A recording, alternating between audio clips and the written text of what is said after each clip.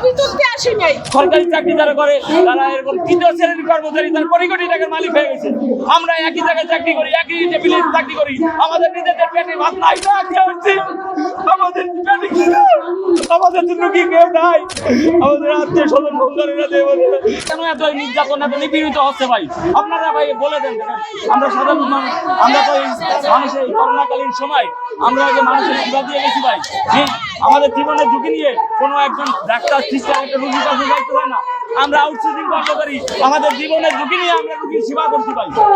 আমাদের অনেক আউটসোর্সিং ভাইরা ওই করোনাকালীন সেবা দিতে যায় মারা গেছে ভাই। তারপরও আমাদের দিকে সরকার সুদৃষ্টি দিচ্ছে না কেন? আমরা সরকারের কাছে আকুল আবেদন চাই। আপনাদের কাছে আমরা অট্টালিকা চাই না, আমরা বাড়ি গাড়ি চাই না, আমরা গাড়ি চাই না, আমাদের একটু চাকরির একটা নিশ্চয়তা দেয়। এই সরকারি চাকরি যারা করে তারা এরকম তৃতীয় শ্রেণীর কর্মচারী, তার কোটি কোটি টাকার মালিক হয়ে গেছে। আমরা একই জায়গায় চাকরি করি, একই টেবিলে চাকরি করি, আমাদের নিজেদের পেটে ভাত নাই, আমাদের ছেলে সন্তানকে আমরা খাওয়াইতে পারি না, আমাদের মা বাবাকে আমরা খাওয়াইতে পারি না। আমরা না খেয়ে এখানে আমরা এখানে না খেয়ে আসছি। আমাদের পেটে কি নাই? আমাদের পেটে কি নাই? আমাদের এই চিতার যন্ত্র কে বসবে? আমাদের জন্য কি কেউ নাই? আমাদের জন্য কি কেউ নাই? আমরা এই বাচ্চা নিয়ে আসছি, আমার ছেলে মেয়ে ওরা স্কুলে দিতে পারি না, আমরা খাইতে পারি না, আমার সবাই দিতে পারি না। এটা কি আমাদের বাড়ি জুলুম না? এটা কি আমাদের বাড়ি জুলুম না ভাই? দেশের সকল ভাইদের আমরা বলতেছি, তখন যতদিন বলতেছি ভাই আমরা কত কষ্ট আছি, আমাদের দিকে কি একটু খেয়াল করবেন না ভাই? ভাই দেখেন, আমরা যদি যারা কাজ করে সরকারি যে কথাটা বলতেছে যে এদের স্থায়ীকরণ করা হইলে এরা কাজ করবে না ভাই। দেখেন, যারা কাজ করে, আমি কাজ করি, যারা কাজ করে তারা সবসময় কাজ করবে, আর যারা কাজ করে না তাদের সরকারি করলেও কাজ করবে না, সরকারি না করলেও কাজ করবে না। তো ভাই আমাদের দাবি, দেখেন আমাদের চাকরিটা যাতে স্ব প্রতিষ্ঠানে আমাদের সরকারি না করুক, আমাদের ওই প্রতিষ্ঠানের আন্ডারে রেখে আমাদের চালাক। আমরা এই কোম্পানির আন্ডারে আমরা চাই না ভাই।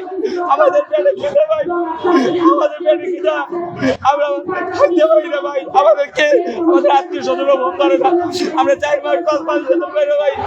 আমাদের আত্মীয় স্বজন বন্ধুরা ফোন দিলে তো টাকা চাই। আমার ছেলে সন্তান খাইতে চাই, দোকানে কেউ বাকি দিতে চায় না, ছেলে সন্তান খাইতে চাই, ছেলে সন্তানকে খাওয়াইতে পারি না, ঠিক মতো নিজেরা খাইতে পারি না। আমরা মানুষকে কত সেবা দিচ্ছি, কত মানুষের উপকার করতেছি, কিন্তু আমাদের বিপদের সময় কেউ আসে না। আমাদের সরকারের কাছে দাবি যে সরকার যেন আমাদের এরকম চাকরি সরকার প্রতিষ্ঠানে আমাদের চাকরির নিশ্চয়তা দেয়। আমরা এই আউটসোর্সিং প্রথা আমরা চাই না ভাই। আমরা আউটসোর্সিং এর প্রথায় আমরা থাকতে চাই না। এই আউটসোর্সিং প্রথা মানে এর একটা অভিশপ্ত জীবন ভাই। এই আউটসোর্সিং এর প্রথা আমাদের সরকারি লোকে বলে এরা কে, আমাদের সরকারি বলে এরা কে, এদের আমরা চিনি না, এরা কোথা থেকে আইছে, আমরা এদের কোম্পানি চেনে না, আমাদের কোম্পানি বলে আমরা চিনি না। আমরা কার কাছে যাবো? আমাদের এই কষ্টের কথাগুলো কার কাছে বলবো? আমরা যে বেতন পাই না, আমরা কার কাছে যে বলবো? দেখেন, আমরা বেতন পাই না ঠিক মতো, আমাদের ঠিক মতো খাইতে দেয় না। সরকার এখন যে আইন করতে যাচ্ছে, এটার জন্য আমাদের আরো বিপদ হবে যে আমরা আমাদের কথাগুলো বলতে পারবো না। তারা যদি চায় যে আমাদের 2 বছর পরে বেতন দেবে, সেটাও পারবে। তারা যদি চায় আমাদের 10,000 টাকা বেতন দিয়ে চালাবে ভাই। দেখেন, আমরা এই যে 17,610 টাকা বেতন পাই, 17,610 টাকা বেতন পাই, তাই এই বেতন কি হয় ভাই? দেখেন, আমাদের একটা ফ্যামিলিতে 5 জন 7 জন 10 জন মানুষ আছে, আমরা এই টাকা দিয়ে হালালভাবে ইনকাম করে আমাদের চলতে কষ্ট হয়। তারপর আমরা সঠিকভাবে বেতন পাই না, আমাদের 6 মাস 3 মাস পর বেতন দেওয়া। আমরা কত কষ্ট আছি ভাই, সেটা আমরা জানি। আমাদের কষ্ট কেউ বুঝবে না ভাই, আমরা কত কষ্ট আছি সেটা আমরা বলতে পারি। সবাই কিন্তু আমরা এখানে ছবি তুলতে আসি নাই, অথবা ভিডিও করতে আসি নাই, মারামারি করতে আসি নাই, ঝগড়াঝাটি করতে আসি নাই। এই যে পুলিশের পানির গাড়ি আনছে, আমরা পানি মারতে আসি নাই। এই যে আমাদের ছেলে মেয়ে, অসহায় ছেলে মেয়েদের আইছে, আমরা 4 মাস 5 মাস ধরে বেতন পাই না। আমরা অনেক কাজে গেলি ডাক্তাররা অথবা সরকারি লোকেরা বলে কি কাজ ভালোভাবে না করলে তোরা ঘাট করে দিয়ে বাইর করে দেবো। আজকের ঘটনা বলেন, আমি এখন সকাল ডিউটি করে আইছি, বুঝছেন? এই সকাল ডিউটি আমি করতে গেছি, আমি চিনি না। আমার কি বলে, তুমি এটা কেন না লাগাইতে পারো না? কেন না লাগাইতে পারলে এই মহিলা তোর বেতন নাই, তোর চাকরি নাই, তোর ঘাট দিয়ে বাইর করে দেবো। এটা কি জীবন? এটা জীবন আপনারা বলেন? আমি একজন মা হইয়া আমার একটা ছেলেরে বছরকে দিনে একটা কাপড় কিনে দিতে পারি না, একটা জামা দিতে পারি না। আমার বয়স্ক স্বামী, আমি তার একটু ওষুধ কিনে খাওয়াতে পারি না।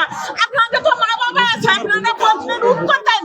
আমি এই প্রশ্নটা উপদেষ্টার কাছে চাই, কিন্তু আমি সরাসরি সরকারি ভাবে চাকরি চাই না। আমি যে প্রতিষ্ঠানে কাজ করি ওই প্রতিষ্ঠানে স্থায়ীভাবে চাকরি চাই। উপদেষ্টার কাছে এটাই আমার দাবি।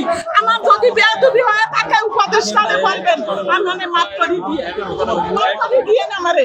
কেন আমরা এগুলি করি যে আমরা ভুলবো?